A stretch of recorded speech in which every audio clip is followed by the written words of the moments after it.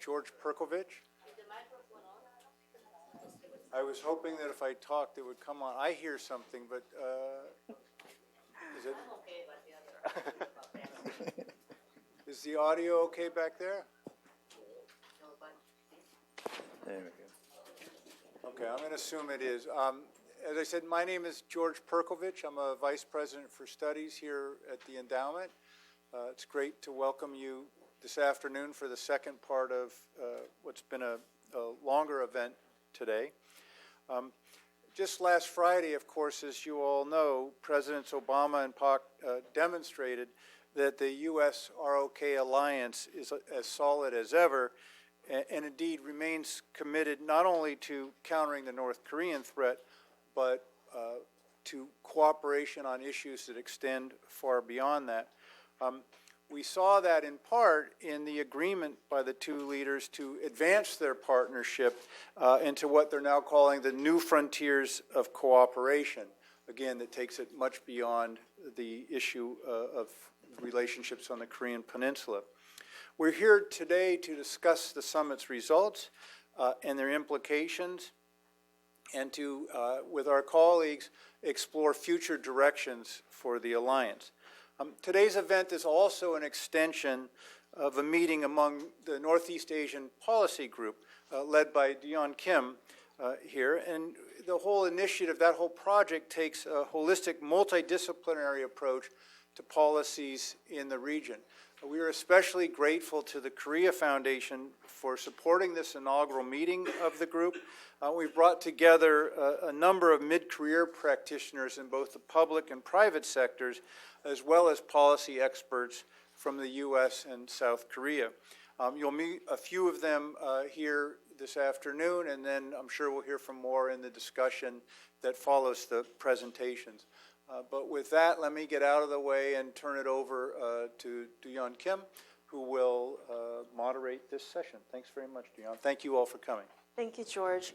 Hi, I'm Deon Kim here at Carnegie. We'll just jump right into it. You do have all of our speakers' bios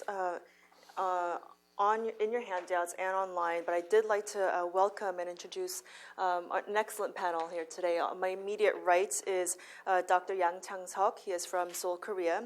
He is currently the auditor for the Kaesong Industrial District Foundation and former deputy minister for South-North Dialogue at the South Korean Unification Ministry, among a laundry list of decorated service in the South Korean government.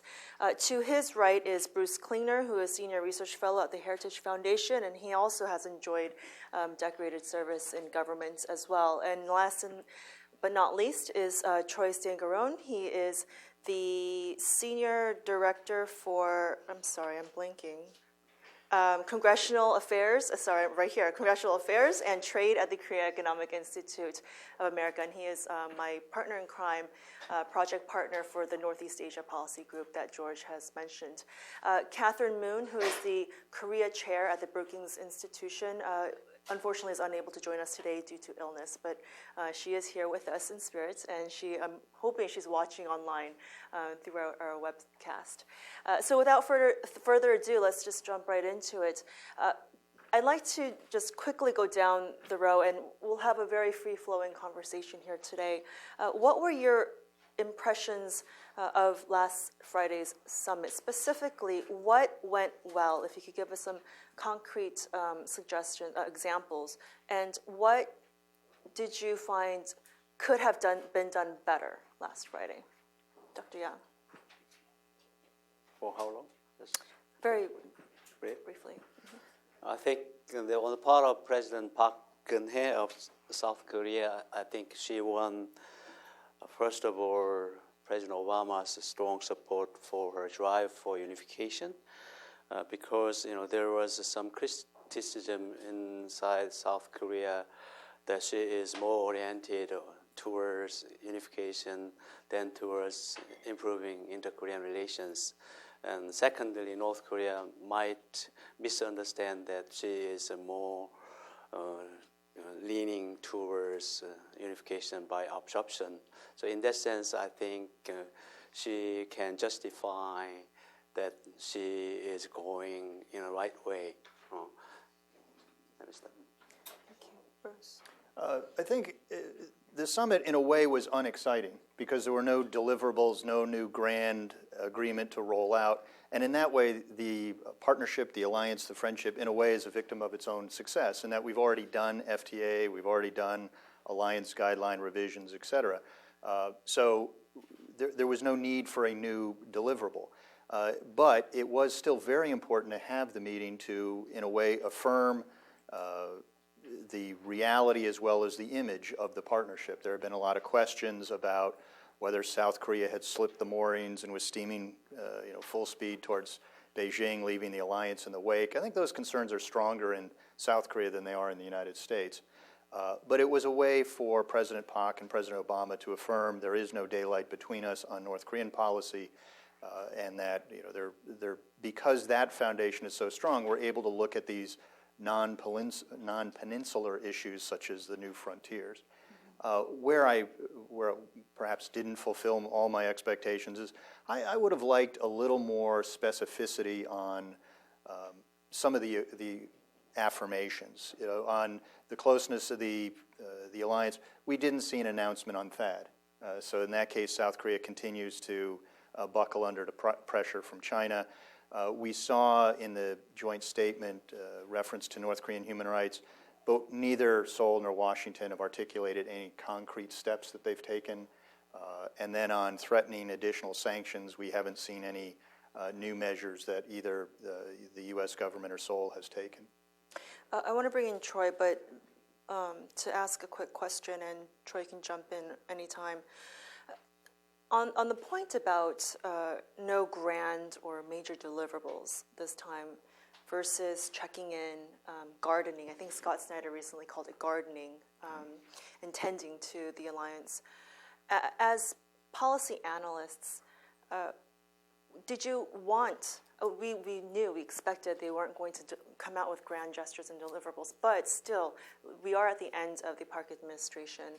This is perhaps the last bilateral summit between the two presidents. Were you hoping for something more concrete deliverables to cement certain issues? You mentioned THAAD, and that we also expected that not to be on the agenda, but. Right. Well, again, it's sort of a deliverable can either be very large or small. Again, we've already had all these major agreements on the diplomatic, military, and economic side. And also, the summit lacked the drama of the U.S.-China summit because South Korea is a friend. There's no disagreement. There's very little, if any, friction on a number of events or a number of issues. Again, I just wanted a little bit more concrete action to back up the statements or the pledges of, more pressure on North Korea. The U.S. will use all necessary means to defend South Korea. We're calling on China to be a more responsible stakeholder in policy towards North Korea. So I always like a little bit of specifics or actions to go beyond just the diplomatic affirmations. Yeah, and I think I'd just jump in and say, largely what Bruce has said, this idea that there wasn't any major drama, there wasn't any major deliverable, I think in some ways shows the success of the alliance. That we're at a point to where we've worked through a lot of the major issues, and now we can take and focus on these other types of things. And I think when you look at that, let's look at the economic relationship right now. We're 3.5 years into the Course FTA implementation. President Park was very specific in that she thinks Korea would be a good TPP partner.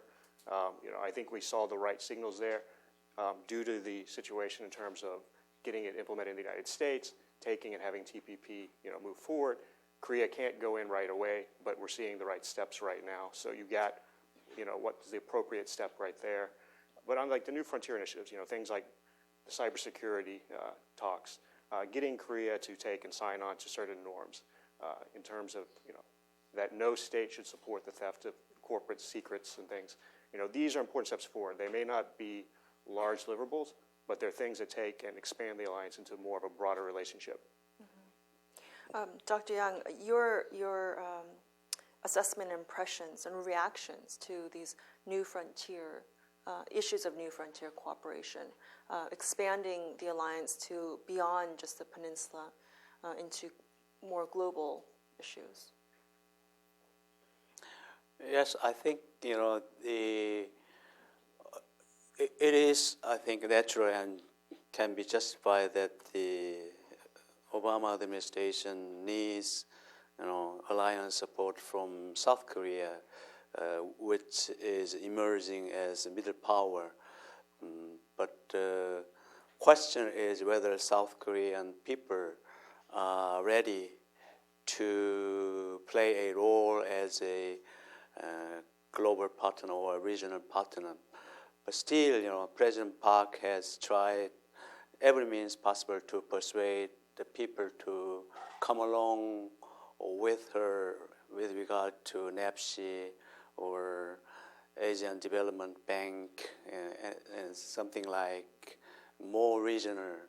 But there has been also criticism in South Korea that, still we must face with North Korean problems. So we need more energy, more problem. Probably if unification comes, there will be huge amount of unification costs. So I think we need some kind of sort of balancing in meeting with North Korea challenge, as well as some regional and global agenda.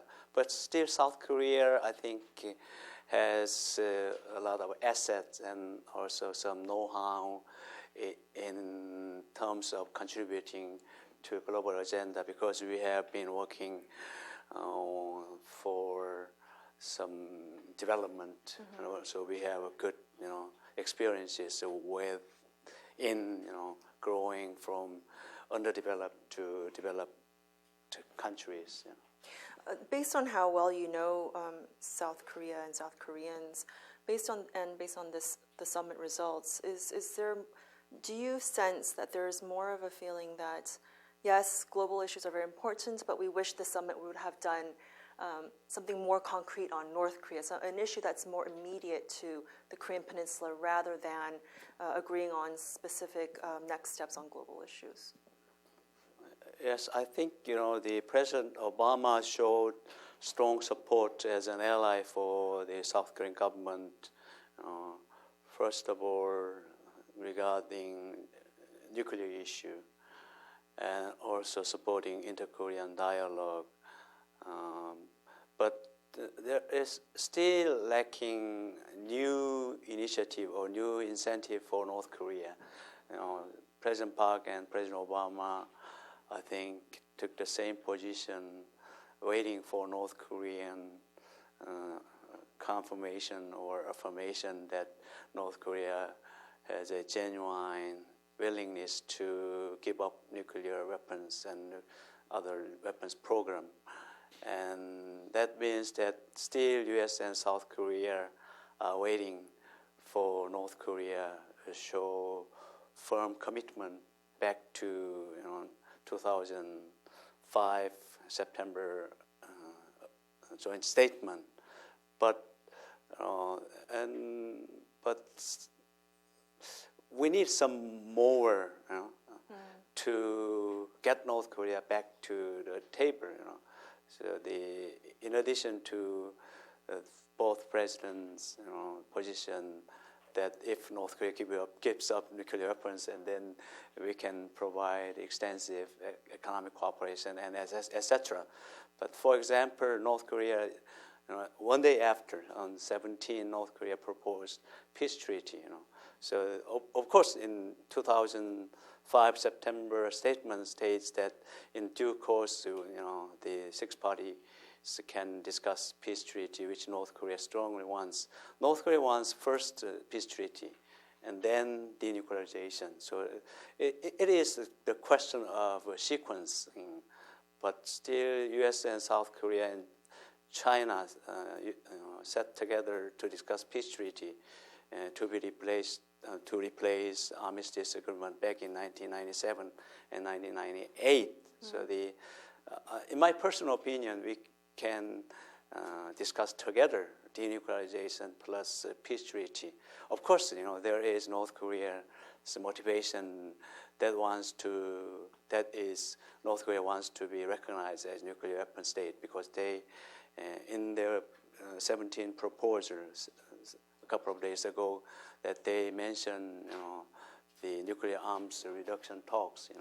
that means that they want to be treated as a equal partner as the United States as a nuclear weapon state. Let us discuss the reduction of nuclear arms. So, but we know they know about North Korean intentions. So I think it could be a little bit better. We want more to show to North Korea some bigger carrots if North Korea comes to dialogue table.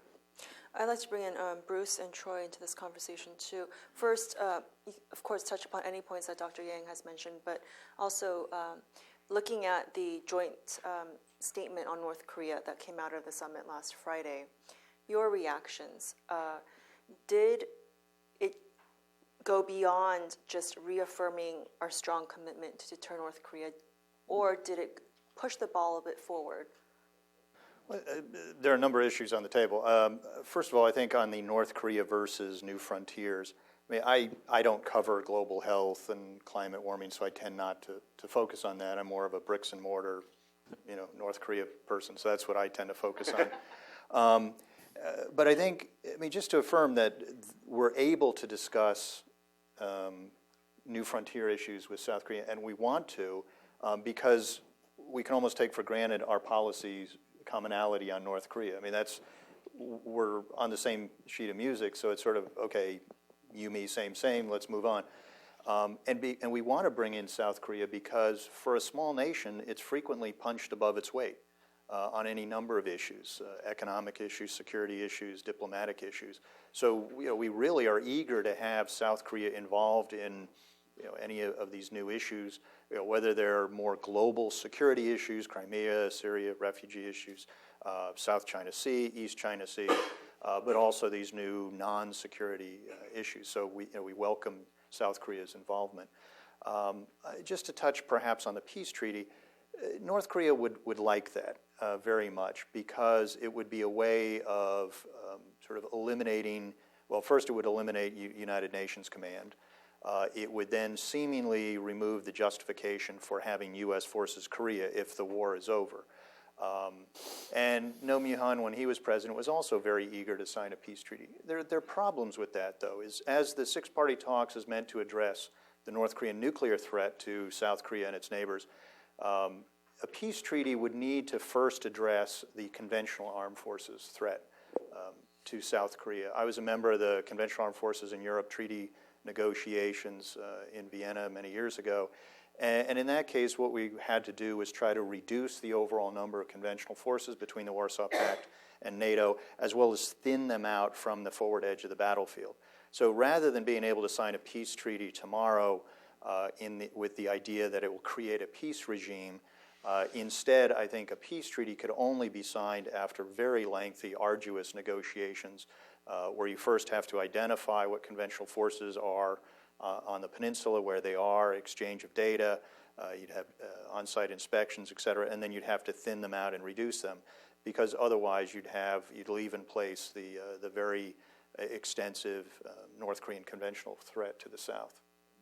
And we've been talking about this morning. I want to bring in Troy too, but in terms of the sequencing and as a way to resume dialogue, the question is, and we have colleagues, especially in Washington, the Washington policy community, advocating for leading with peace treaty talks so that you can open up a room for dialogue, or should we continue to push for denuclearization first before we can even talk about or mention, say the first letter P in peace treaty? Whoever. Well, I'm happy to jump in on that. I think if you look at this from any negotiating perspective, you hear this a lot when you negotiate an FTA. Nothing is agreed till everything is agreed. So whether we focus the talks first on the peace treaty but don't get there until we have all the other parts in place or whatnot, you can debate whether that would be a good idea to go back and forth. But I think in terms, I think it's highly unlikely the United States would move forward with doing a peace treaty without things being settled on the nuclear side.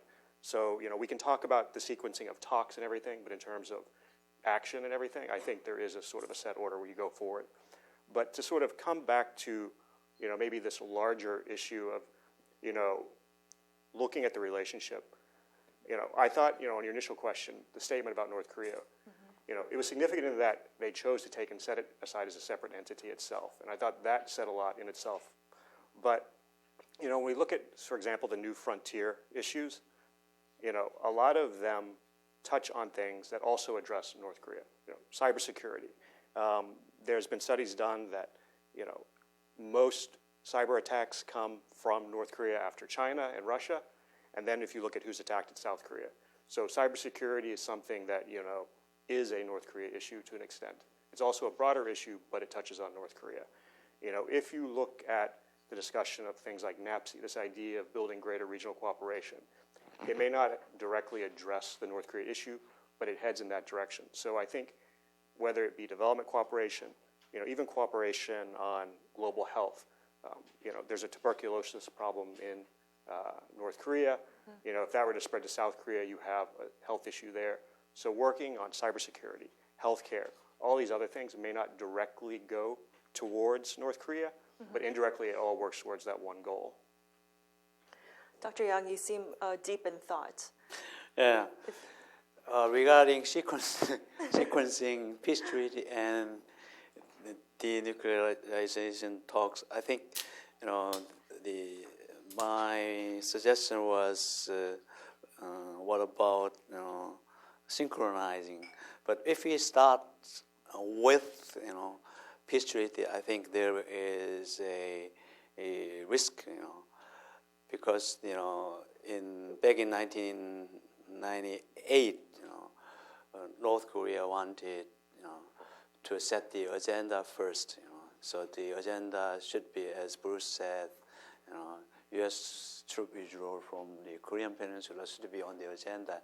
And then U.S. and South Korea said, okay, we cannot agree to the agenda that can prejudge the outcome of any talks. We can discuss everything, but we cannot prejudge any outcome. But finally, North Korea strongly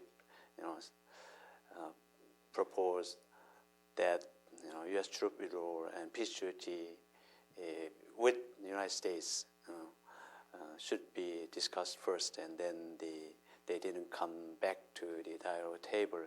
So I think if we start with peace treaty alone, then there is a possibility that North Korea drag on in peace treaty without discussing denuclearization, so they can gain time for further developing nuclear weapons and other or long-range missiles. And also I want to tell you that in North Korea's nuclear weapons development, and also North Korea hope for being recognized as a nuclear weapons state, there is some ideological motivation, domestically particularly. If we look at the history of founding North Korea, Kim Il-sung stressed that the DPRK's main goal is to liberate South Korean people from the U.S. colonial rule. So the Kim Il-sung gave a vision for the North Korean people that DPRK is should be strong power as the United States. And currently, Kim Jong-un always mentioned that North Korea is capable of countering any kind of U.S. threat or U.S. triggered war. That wants to give to the North Korean. I think it is more domestically oriented, in order to give North Korean people the image that DPRK is a very strong power, which can compete with United States, then it also give message to the South Korean people even, that particularly to the liberal circle in South Korea, that DPRK can only fight against the United States and also fight for the interest of the people vis-a-vis U.S. colonial or capitalism interest. So in that sense, I think we need to read Kim Jong-un's intention that it is sometimes more domestically oriented. So sometimes we need to, disregard whatever North Korea tells, and that could give us more leverage, or that can put North Korea on more defensive rather than offensive. I'd like to ask our panelists, and starting with Dr. Yang, because you've got the South Korean perspective, how you assess the health of Kim Jong-un's regime, well, Kim Jong-un and his regime? Very hard question. Nobody knows what's going on in North Korea. I think, the North Korea as a regime is somewhat very resilient, despite some economic problem or some kind of execution, because it is unique. North Korea, first of all, is sort of feudalistic, dynastic state. It means that still, transfer power from father to son, grandfather to father to and grandson. So this is just like a dynasty. So the North Korean party, Workers' Party rule state that North Korea's Workers' Party is the Kim Il-sung's party. Now Kim Il-sung and Kim Jong-il's party. It means that DPRK is Kim dynasty, and secondly, is sort of the very religious, and so the Kim Il-sung is just like a religious leader, something like Jesus Christ, So yeah. More would be higher than, you're right, Kathy, thank you, just like God, And when Kim Il-sung died, the North Korean people mourned a lot, but several years later, I think I can recall it in 1999, there was a very good novel titled, The Eternal Life. And then according to that, it's fiction novel, but I think it's more of non-fiction. At the end of the novel, they said just like Moses, transferred power to Joshua, and Kim Il-sung died, but here is Kim Jong-il who take over the power, and also North Korea started to build a tower of eternal life, across the country. So I think in every county level, so more than 300 towns, the tower of eternal life were built, saying, "Comrade Kim Il-sung, live eternally with us." And after Kim Jong-il died, and then they added Kim Jong-il's name there, and so they destroy the previous towers, and they built again. Kim Il-sung and Kim Jong-il live eternally with us. So I think in that sense, the feudalistic dynasty plus I think very religious, then it can sustain longer than we expect. Plus, they have very strong control and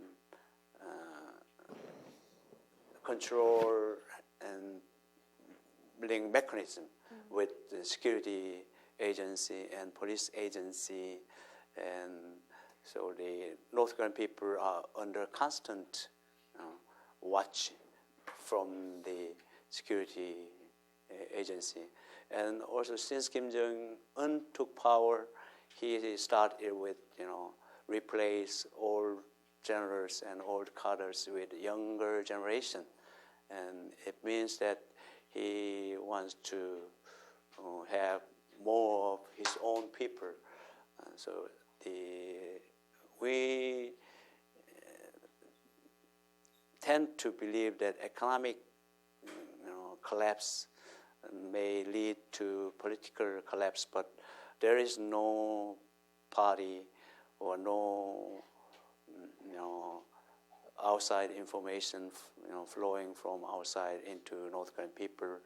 So I think there is a lack of any kind of motivation to bring people to stand against North Korean regime, both in terms of information over resistance group and civil society.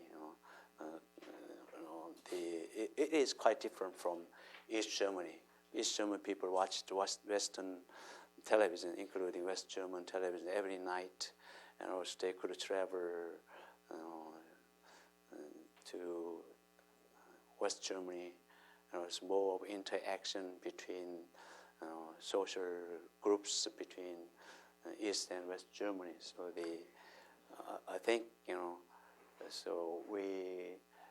I am very concerned about worst scenario that Kim Jong-un is very young. If he lives, until his father's age, and then we will have to face with, Kim Jong-un in coming 30 years or 40 years.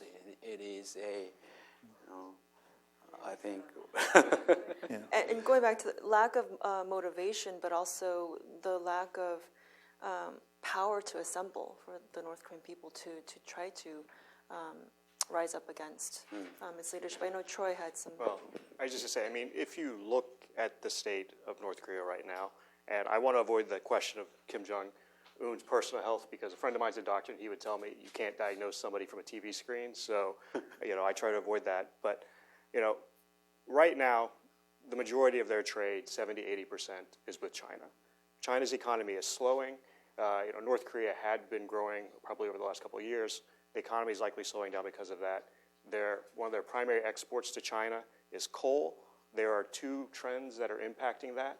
One deals with China's own internal changes. They've passed new environmental regulations which will limit some of the exports of North Korean coal because it's too dirty.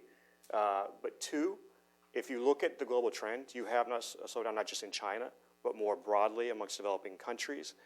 And what we've seen is with the shale gas revolution, slowing economies, the price of fuel and the price of coal has dropped. So if you look at the coal exports, North Korea exports significantly more in terms of volume now to North Korea than it did about 3 or 4 years ago. But in terms of the revenue it receives from China, it's about the same over the last couple of years. So you have this slowdown that they're going to face economically. On the political side, we've seen a lot of change, as Dr. Yang points out. But the question I think we have to ask is, given there's been talks, I think it was a few months ago, where South Korea released it. They thought that 90 people had been executed or so. One, that says Kim Jong-un is in charge. But two, it raises the question of why does he feel the need that he needs to eliminate this many people in this kind of way? And so I think the regime has a control on things, but they have difficulties they're facing as well that are forcing them to take extreme measures. Mm-hmm. And to that last question, I'd like to give that to Dr. Yang, because of your deep insights in North Korea, all things North Korea. Kim Jong-un's political house cleaning that he has done, and motivations and reasons for that. One, is it, as is normal with any succession, to have your own men in place, or is it two, out of some sort of insecurity? I don't think it is due to Kim Jong-un's thinking of some possible insecurity. A totalitarian dictator tends to execute many people around him. We have seen such kind of case in the former Soviet Union under Joseph Stalin. Massive execution took place. And also under Kim Il-sung in the middle of 1950s, a lot of execution regarding pro-Chinese people or pro-Russian people.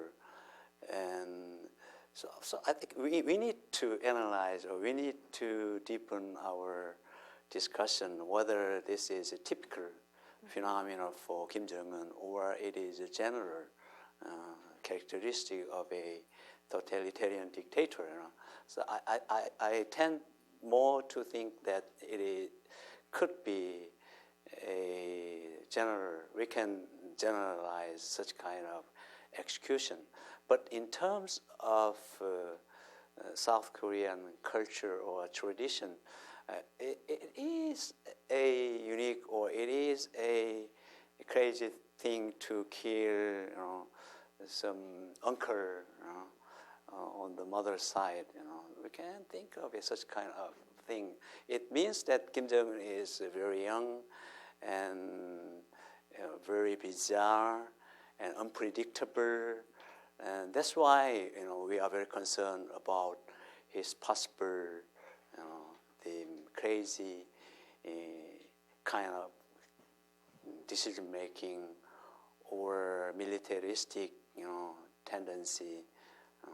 So we saw some kind of military provocation along the DMZ last August, which we couldn't even think about under Kim Jong-il. So that's why I think we need to discuss more deeply, analyze, and still very hard to understand. But I think that's why it is meaningful that President Obama agreed to form high-level U.S.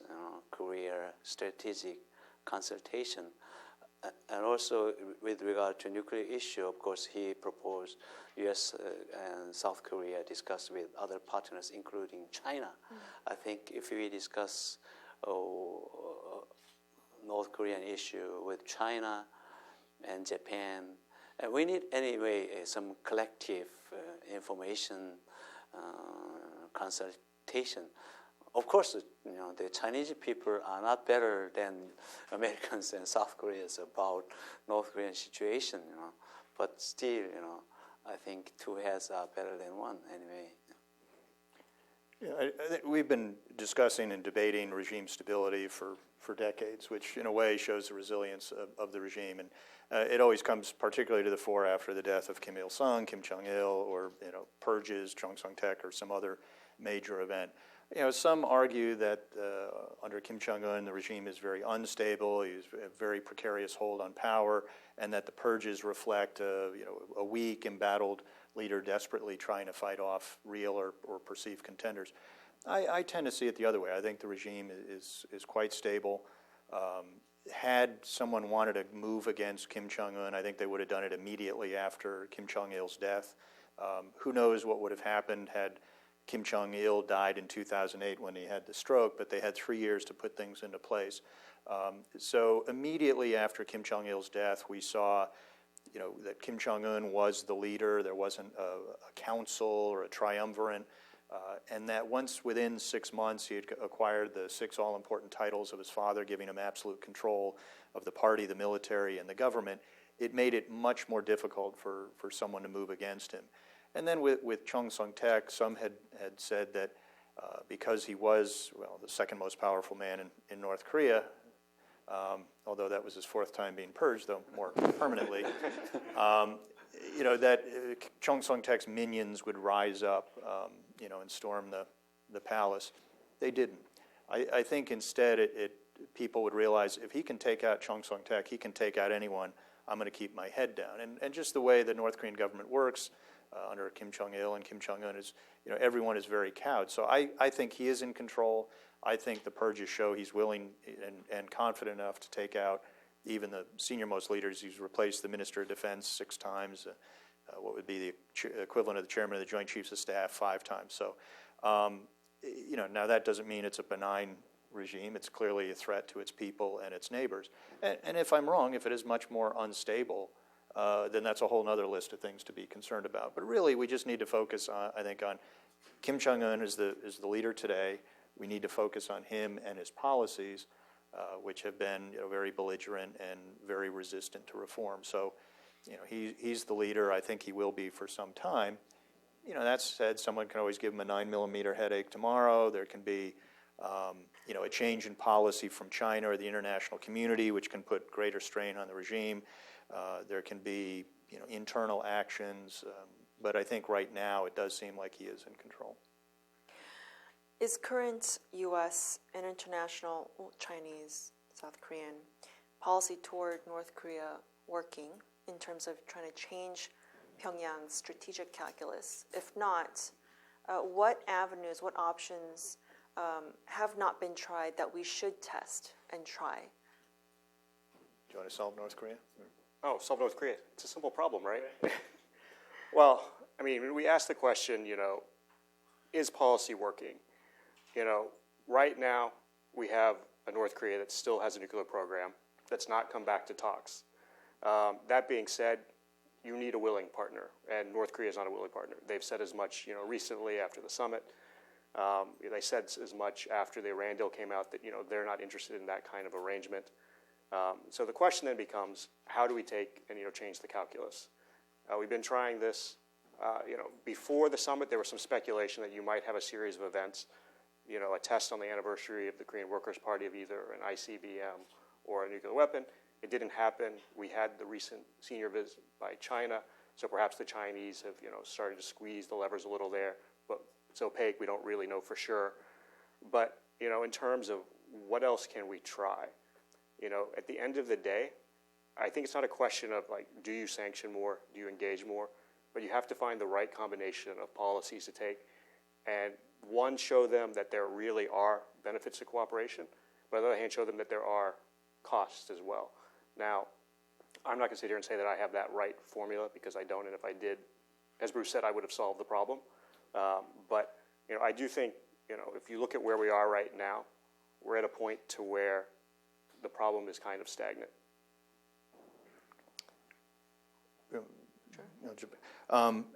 When we say, is U.S. policy working? Well, they haven't, cut up their last nuclear weapon, so in a way, by definition, no. But then there tends to be that, associated question of, well, what should we do differently? And it often takes the form of, well, what else can we offer them? And as Troy said, there's not a magic Rubik's Cube combination of benefits to offer North Korea where they'll say, that's it. If only you'd offered that 20 years ago, here are the weapons. They've shown since the early 1960s, maybe even the late 1950s, they're pursuing a nuclear weapons program, or actually two programs. So this is a long-standing quest for a number of reasons. So we've offered, South Korea, Japan, the United States, and others have offered a long laundry list of benefits. Under Lee Myung-bak and Park Geun-hye, they've articulated a long list of things. And North Korea has been resistant to all of them. Today when people say, well, let's try engagement again, really anything we might want to offer them, I think, was offered in the Leap Day Agreement, and North Korea, blew that one up very quickly by announcing they're going to violate the UN resolutions within 2 weeks of that agreement. So, we have tried a lot of diplomacy, unconditional and conditional diplomacy. I think you need a three-track policy. Conditional engagement based on principles of reciprocity, conditionality, and transparency. Punitive measures when they violate U.S. law, international law, UN resolutions. You hope those two tracks working together will induce them to fulfill their many agreements to never pursue nuclear weapons and then to give up what they promised never to pursue. But since there's a lot of skepticism now that even a more power to both of those cylinders would work, your third track is having sufficient defenses for yourself and your allies against the spectrum of the military threat. So I think there are a number of measures, and I've mentioned them in other forums about the things we could be doing in North Korea and targeted financial measures that we're already doing to other countries for far less egregious violations. Right now you have in both houses of the U.S. Congress North Korea sanctions enforcement acts being teed up because a frustration with the timid incrementalism of the administration. But you also have to ensure your defenses are strong. And one other thing I'd just like to add, I think when we think about this question of, is the policy working? I mentioned you have to have a willing partner. And if you look at the Obama administration, regardless of whether you agree with their policies or not, at the end of the day, they've opened relations with Cuba. They've brought Myanmar back into the international community. They've negotiated the Iran deal. So if you're looking for, where the issue is, it's hard to argue that it's the Obama administration. They've shown they're clearly willing to reach out and try to reach an understanding with, governments that the United States has traditionally considered, less than savory perhaps. So I don't think that this problem comes down to a lack of effort, on the U.S. side. I mean, the Obama administration has tried. North Korea has said no. The other side of this coin is, on the South Korean side, Park Geun-hye came into office, wanted to do trust politique, build trust. What happens? Well, you have a nuclear test, you have an ICBM test, you have the workers withdrawn from Kaesong, all of this right at the beginning of her administration. The South Korean government has tried consistently to try and find a way to start dialogue back up, to take, do incremental steps, try to rebuild some kind of understanding between the two countries. And, it's consistently North Korea that pulls back. So, the question of whether the policy works, it really comes down to, North Korea, as President Obama said at the summit, has to make that strategic calculus Iran made that they want to make a change. Dr. Yang, critics in the U.S. Who are frustrated with what they claim is no policy towards North Korea, and one that's not effective. And they argue that instead, because they argue that because the Obama administration is not willing to employ more of a proactive policy toward North Korea, that South Korea should take the lead on this issue. Is there a role for South Korea to take? Can it take a lead on this issue? And what would that look like? Of course, it is South Korea that should take the lead in North Korea policy. And South Korean government, so previous government's goal in North Korea policy was to induce change in North Korea, both in North Korean regime and North Korean society. The liberal government under Kim Dae-jung and Roh Moo-hyun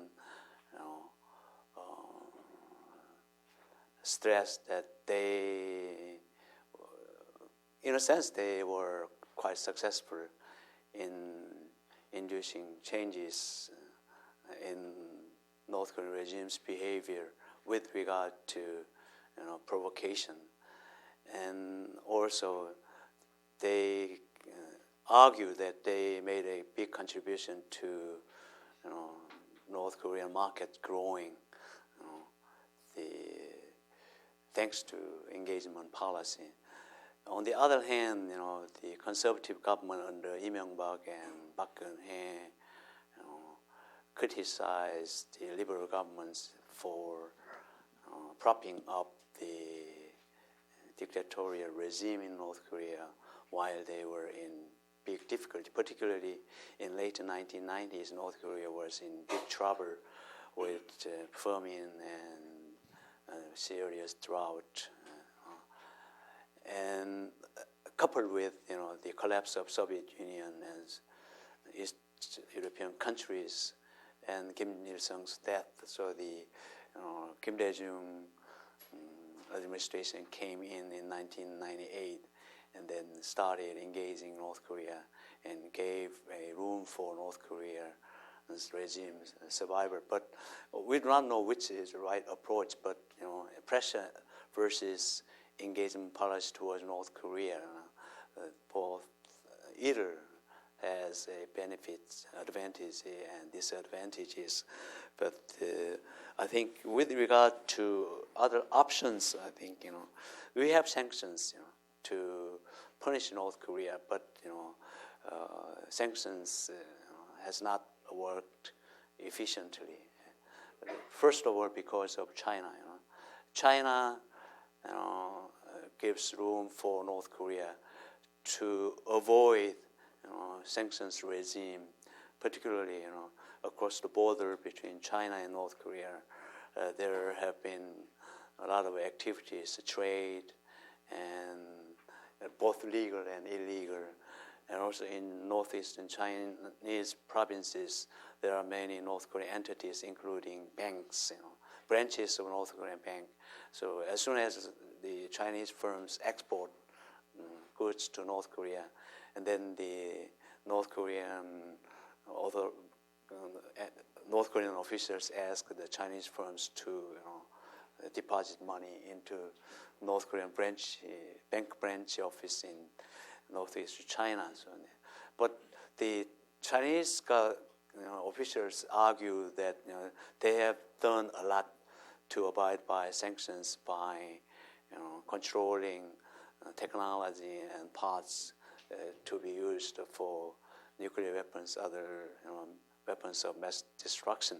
Of course, we cannot deny the fact that Chinese has been trying to do that. But I think in order to make sanctions more effective, we need to think about more punitive, like secondary boycott, including financial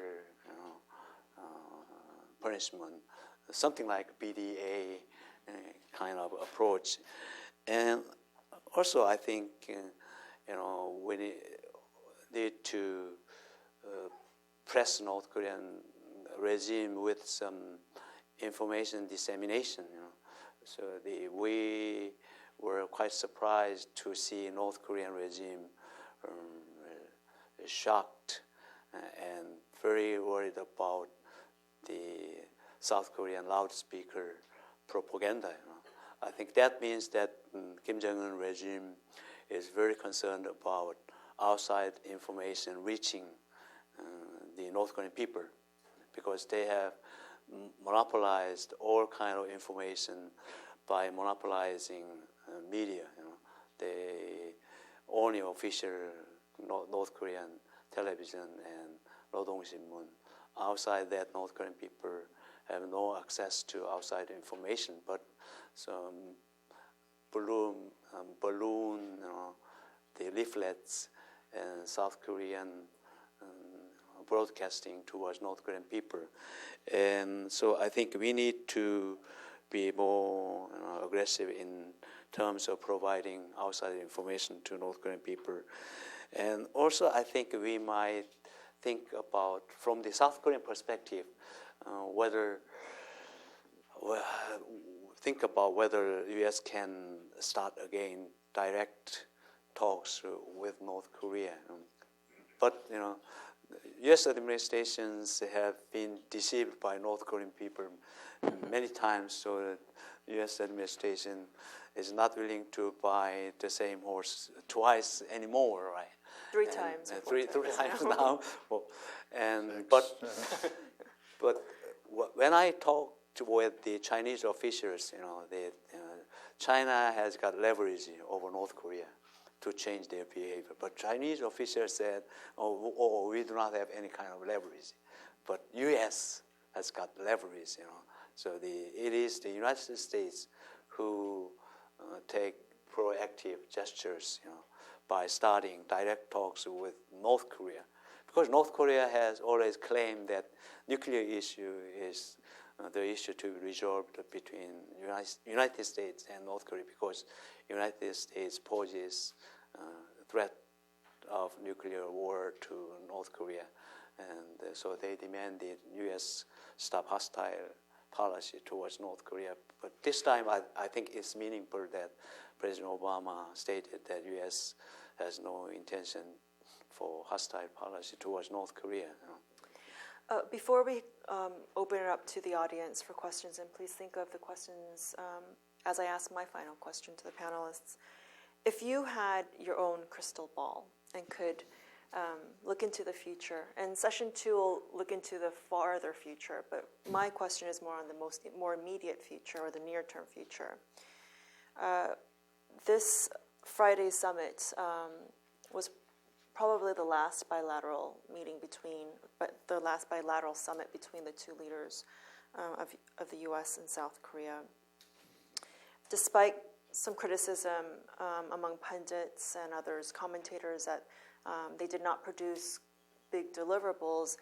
They did produce deliverables. They did get a lot done, and deliverables in the form of putting in place mechanisms for regional and global issues.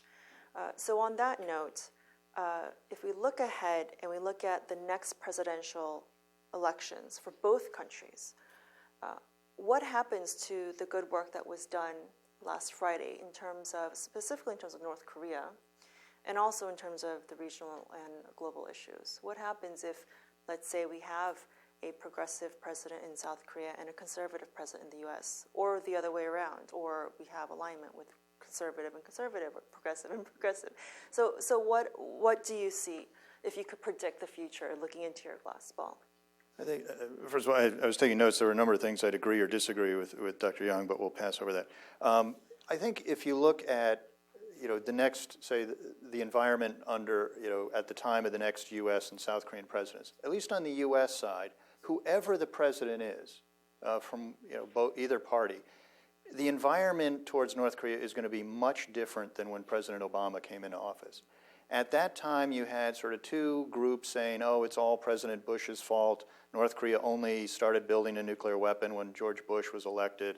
Others would say, Pyongyang's to blame for the North Korean nuclear problem and its attacks and threats and terrorist acts and everything. Once President Obama came into office and tried to extend an open-handed dialogue, and we saw 2 days after his inauguration already on unclassified imagery indications of preparations for a missile launch. And even on the eve of his inauguration, the North Korean Ministry of Foreign Affairs, the supposed engagers, the supposed pussycats, in policy towards North Korea, towards the U.S., were already making new demands and saying the six-party talks were dead. So what you had very quickly was an indication that Pyongyang was going to act just as badly to Barack Obama as to George Bush. And that led to a huge shift in view within the Obama administration. They really switched 180 degrees. And then also the punditry outside sort of had a belated epiphany that North Korea is to blame for the North Korean problem. So the next U.S. president is not going to be facing a real inclination nor outside pressure of go back to sunshine policy, start throwing benefits to them without any requirement for North Korea making a change. We saw under sunshine, North Korea did not implement political or economic change, and that we still had provocations.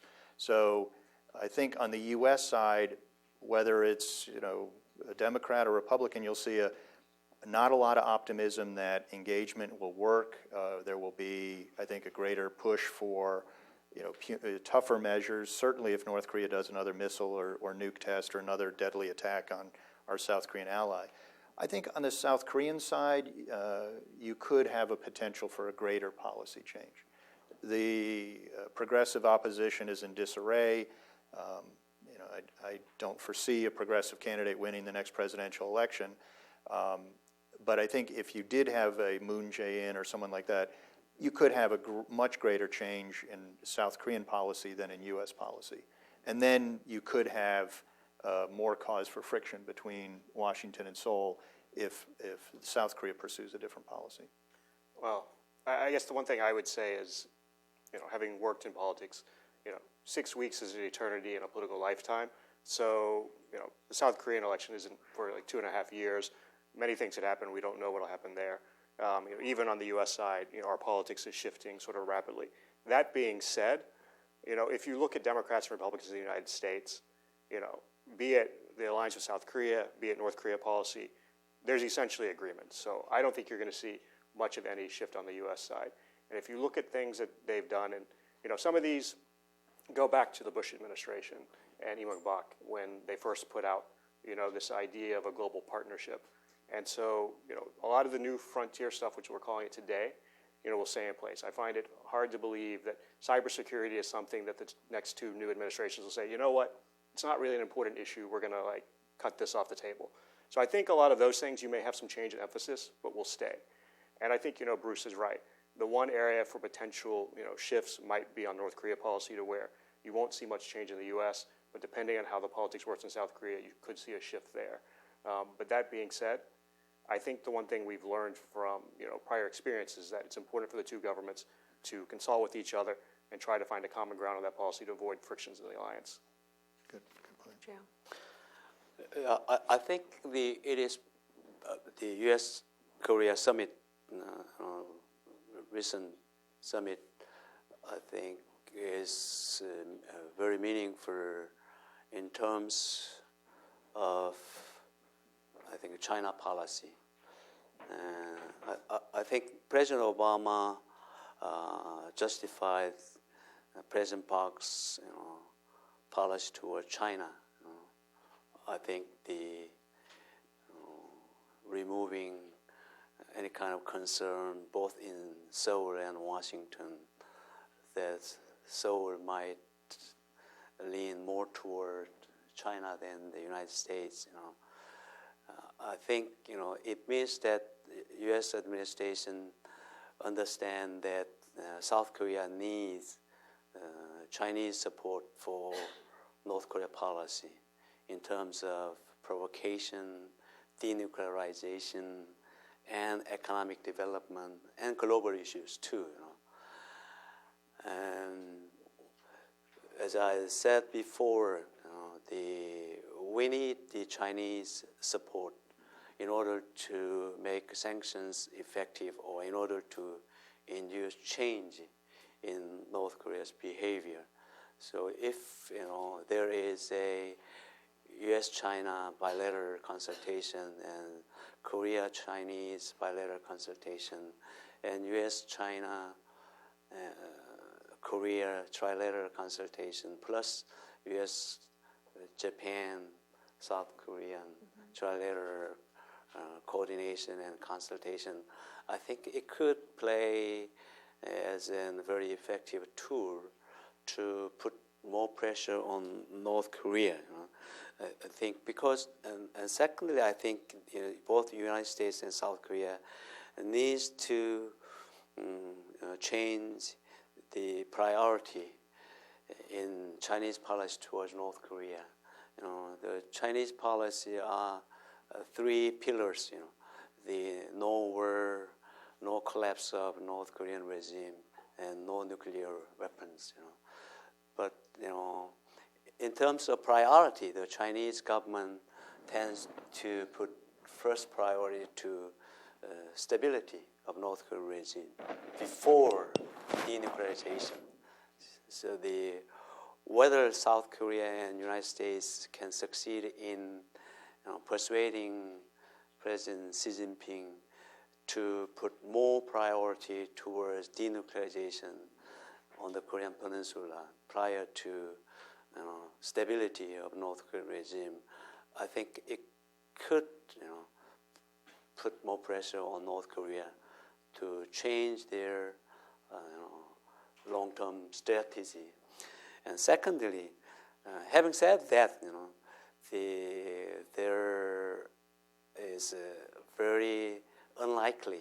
It is very unlikely that North Korea will change their course of action in spite of outside pressure, or no matter what South Korea and United States policy will be towards North Korea.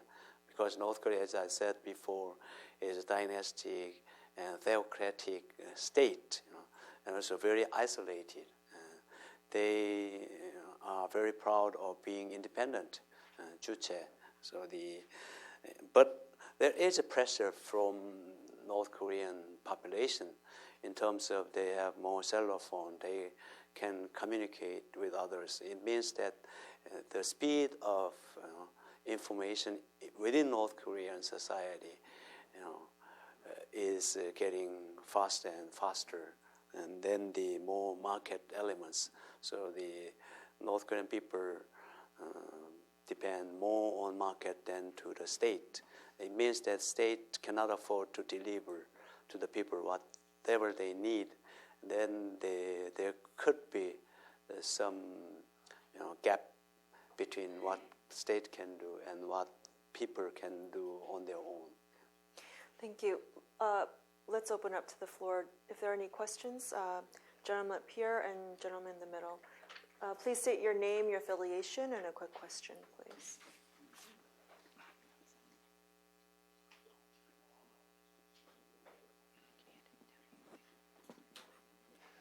Thank you. Dave Fitzgerald, retired Foreign Service, now a private consultant. I'd like to shift the focus of the questions to what I didn't hear in the panel discussion. There were some good comments, but it seemed you were all focused on Korean Peninsula issues, a rather myopic focus on that, and not enough on the sort of regional Korea or global Korea brand. The most exciting part of the summit that I heard was the press conference where President Obama, responding to a question about President Park's visit to the Victory Parade in Beijing, seemed to me to set down some parameters as to what is acceptable South Korean behavior in dealing with China, in that we welcome overtures between China and South Korea, but when China starts to violate rules, whether it's on security issues or on economic issues, we expect South Korea to speak up as much as the U.S. will speak up, Japan would speak up, Australia, India, the kind of global East Asian community. I didn't get a sense. To me, that was the most exciting thing and something we should be watching as we go forward. I was wondering if the panel would like to comment on that, either rejecting it or... No, great question. So I purposely left the exciting issues to all of you on the floor. That was intentional, yes. And the next session will deal with a lot of the regional and global issues. But if our panelists want to comment on that. I think the South Korean-China relationship, there was a great deal of focus of it, particularly in the Korean media in the run-up to the summit. President Park didn't need to explain why she went to Beijing. We have a great deal of trust and respect for President Park, so we don't think she's, shifting, the country away. That said, there is some basis for some concern. I mean, it's not just the interpretation, but when National Assembly members privately say things such as, because of the history issue with Japan, South Korea may feel more comfortable with China than the U.S., and indeed, National Assembly members saying we may need to choose between Beijing and Washington in the future. So there is a little reason for concern.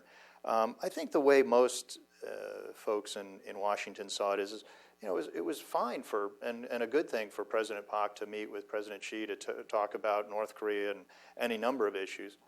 To nitpick a bit, I think we thought it was not a good idea to attend the parade in Tiananmen Square, and you had sort of that strange optic of a South Korean president reviewing the troops of the last country to invade South Korea, the one responsible for so many South Korean deaths, which it has not apologized for, and the country responsible for the continued division of the Korean peninsula and the Korean people, and yet refusing to meet with Prime Minister Abe over history issues. But I think the summit, the statements, even just the optics would put a lot of the supposed concerns to rest. But you do raise a very good point of the U.S. has privately asked South Korea to speak up a bit more on Chinese actions in the East China Sea and the South China Sea. When China's pushing the envelope of its sovereignty far beyond its shores, the U.S. would like any sort of law-respecting nation to comment on that's not the way to do things. Trying to push little nations around is not a good thing to do. So I think by having the president come out and say it, you can have varying levels of interpretation as whether that was a reflection of U.S. frustration or just a U.S. request. The only thing else that I would add, because I think because China has become such a big part of international relations over the last 5-10 years, that we sometimes maybe focus on it with great extent. And if you look at like a different example, when back at the end of last year in November, Korea and China announced the preliminary conclusion of their free trade agreement. There were a bunch of comments and stories about how this is a sign that China is passing the U.S., it's moving forward, it's now the dominant player and everything. And here's the thing. If you look at the Chorus FTA, if you look at the EU-Korea FTA, and if you look at the Korea-China FTA, the EU and the US FTA liberalize 98% or more of all goods and trade between South Korea and the US and the EU. The China FTA only gets to 90%. So, has Derek Scissors, who I should give credit, said at an event we held earlier, does that mean that the US should have a lesser agreement? So I think sometimes we look at something that happens with China, and we kind of push it to the forefront when, if we look below at the broader trends as Bruce was talking about, we can see that there is a really strong relationship between the United States and Korea. Next question. The gentleman in the middle first, and then the gentleman up here. Thank you. My name is Shota Sato from Tokyo Broadcasting System. I'm a correspondent here in Washington. My question was something that I think Dr. Yang alluded to, but President Obama in the joint press conference touched a little bit about the importance of Korea and Japan having a reconciliation. And my question is, what kind of impact do you think the outcome of this bilat that was on last Friday would have to the trilat that China, Japan, and Korea are trying to hold next month? Thank you.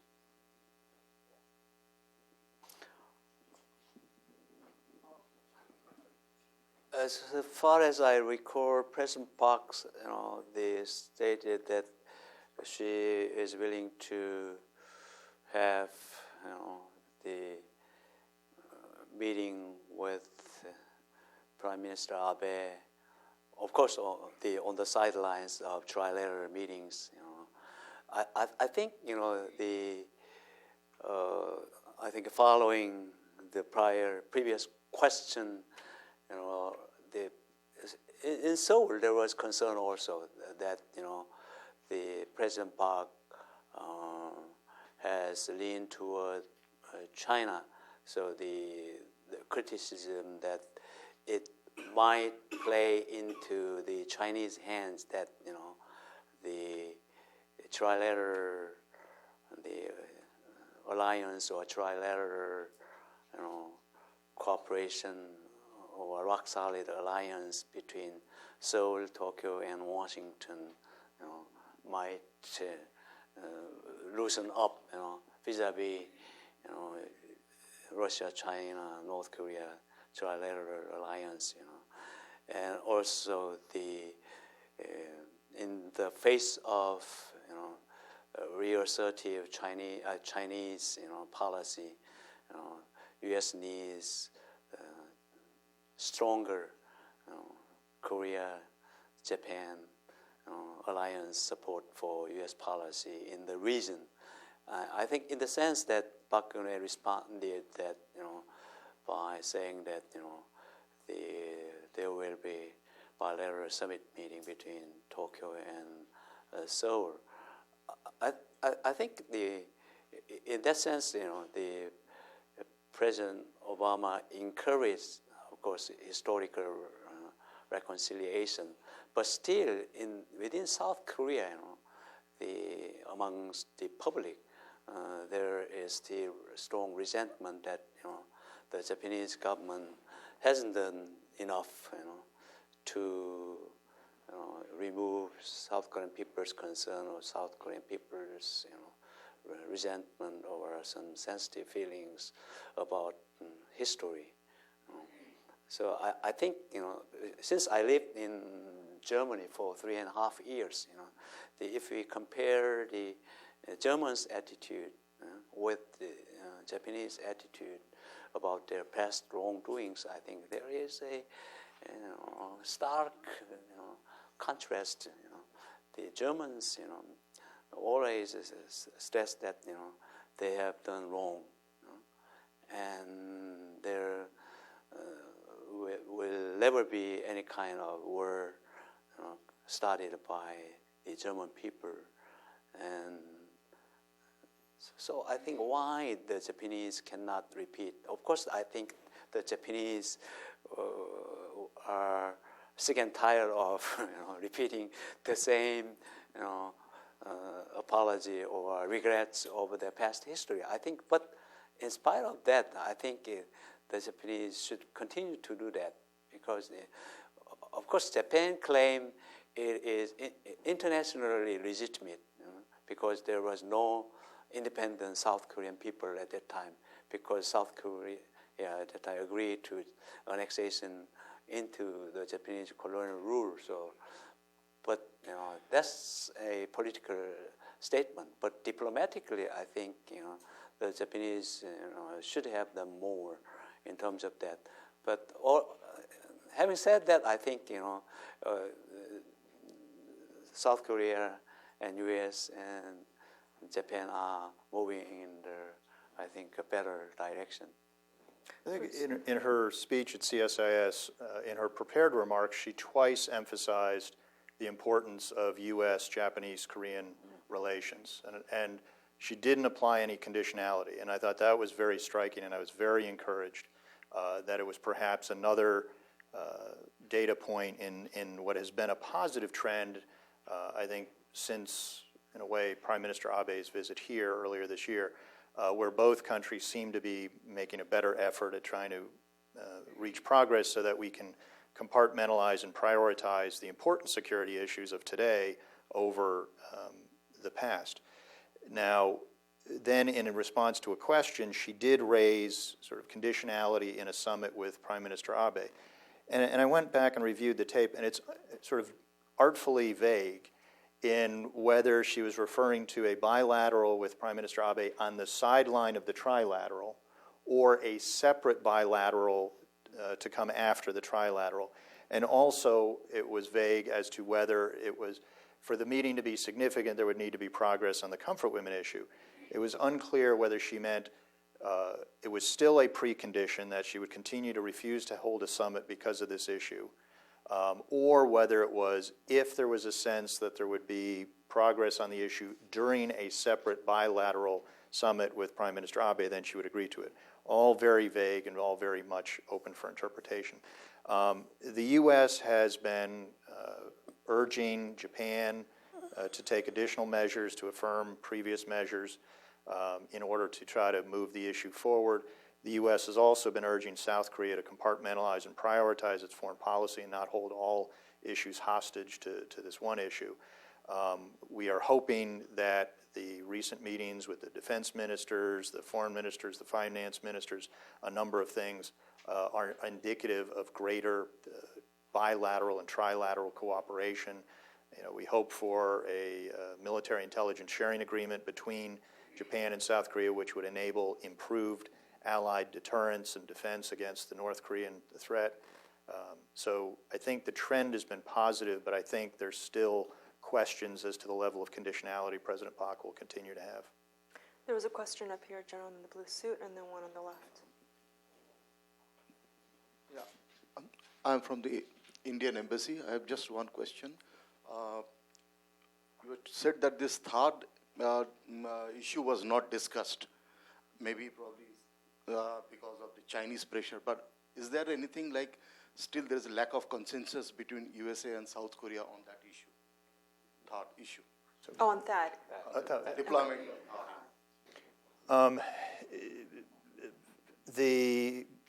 The U.S. Would like to rebut many of the mischaracterizations of the THAAD system in the South Korean media and the Chinese media, but I think has been deferential to South Korea, which does not want to really raise the issue. I think the issue should be raised.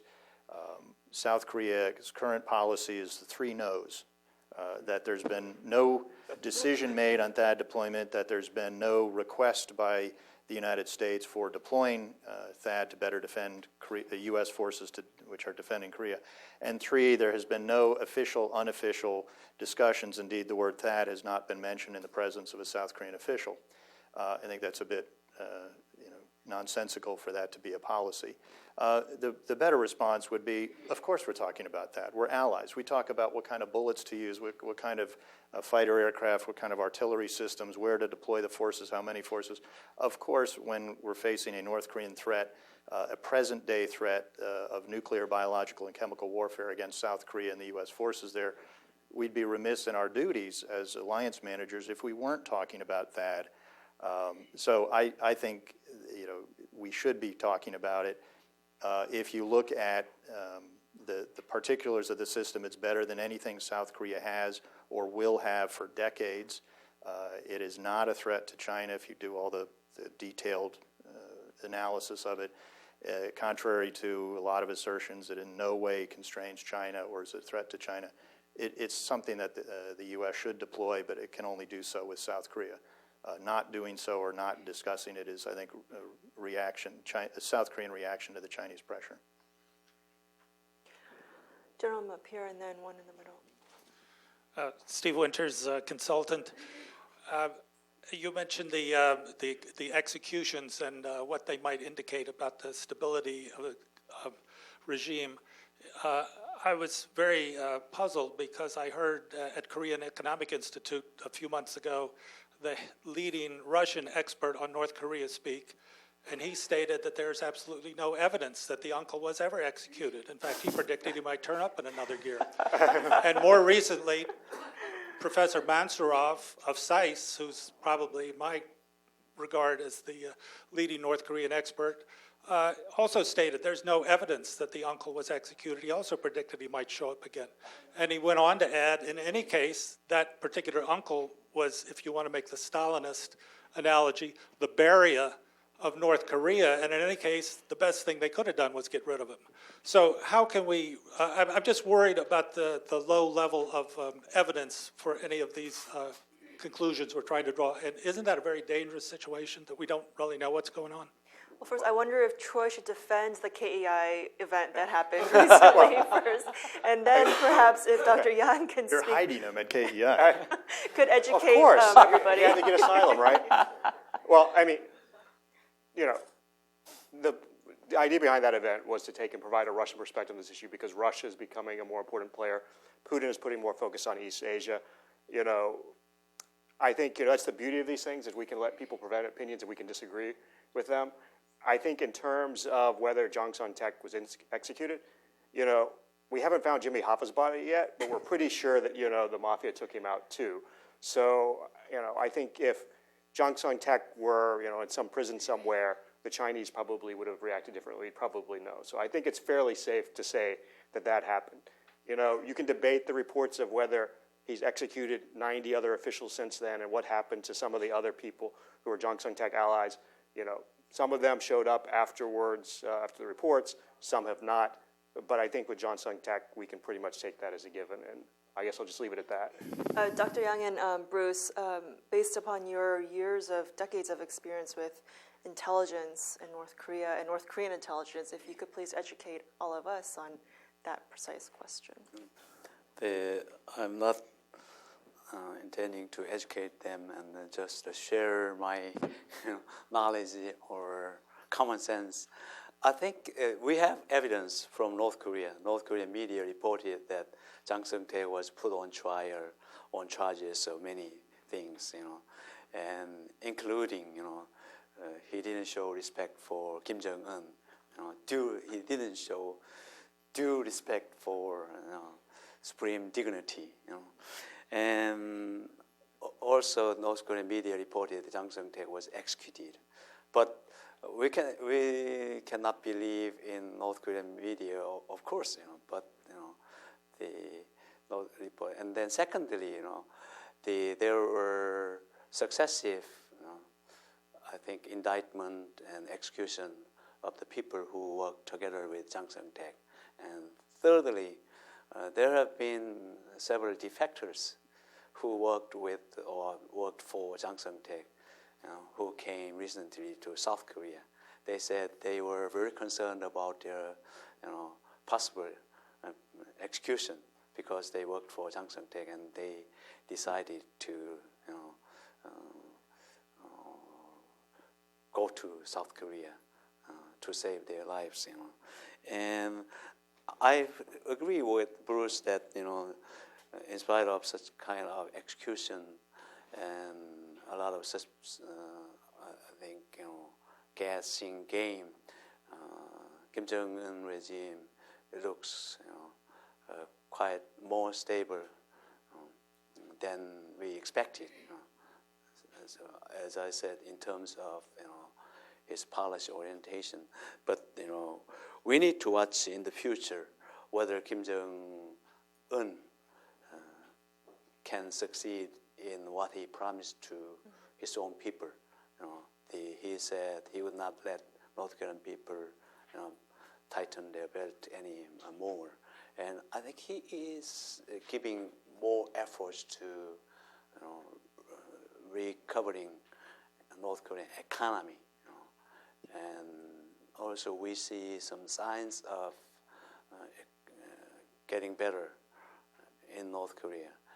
But as I said, more information, more cellular phones, more transportation. So if North Korean people feel that they are get better off than under Kim Jong-il, then I think Kim Jong-un can claim that he is a successful leader, or he can justify his rule over the North Korean people. Yeah, I think we may not know whether Chang-Seok was executed by a pack of hungry dogs or 40 millimeter anti-aircraft artillery fire, or whether he's sleeping with the fishes with Luca Brasi. But I think the evidentiary basis is pretty strong that he was executed.